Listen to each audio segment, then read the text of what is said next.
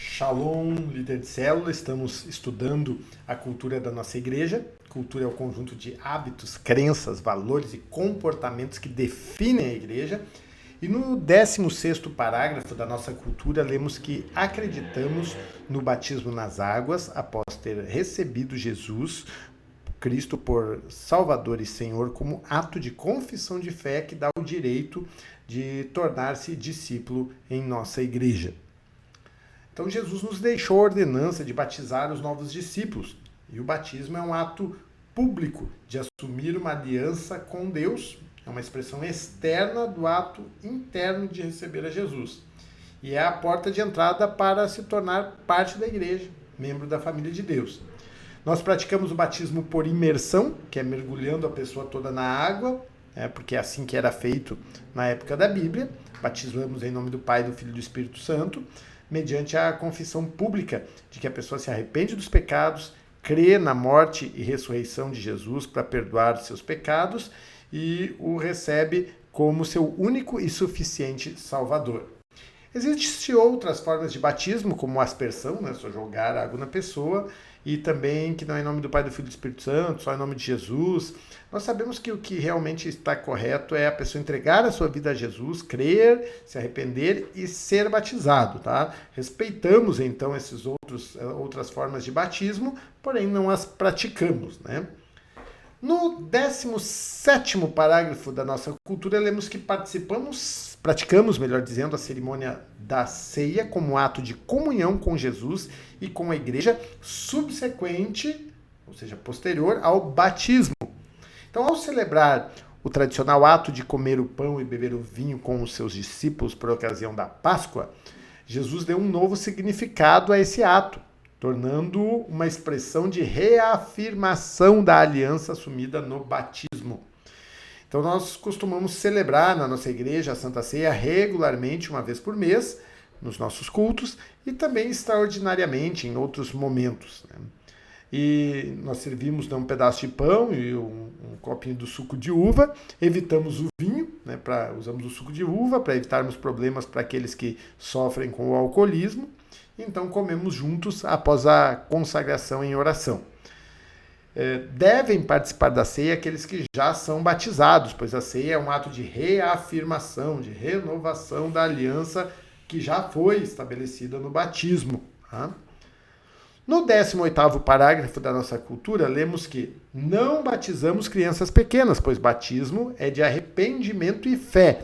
Batizamos a partir dos 12 anos, desde que com a autorização dos pais ou responsáveis.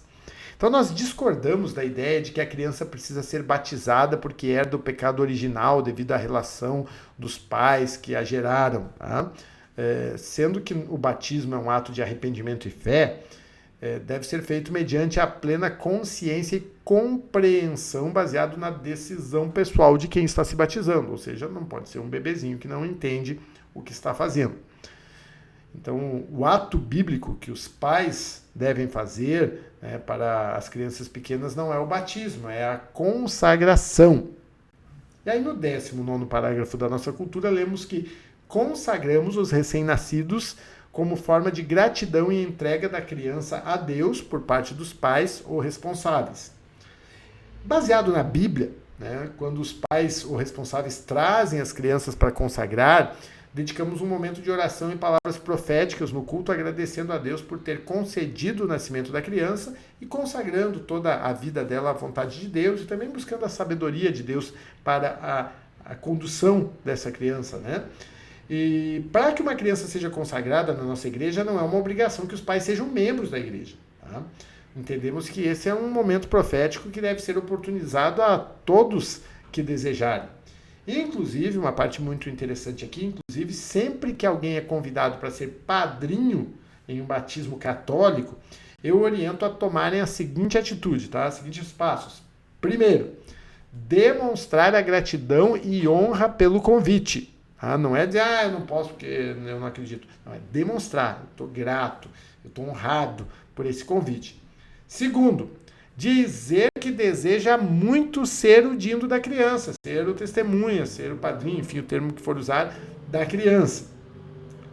Terceiro, Sabedoria, contato, explicar que, apesar de desejar muito ser o dindo da criança, e estar se sentindo muito honrado, né, você não acredita em batismo de crianças, porque batismo requer arrependimento e fé, e o bebê não tem de que se arrepender, nem como entender para crer em Jesus, né?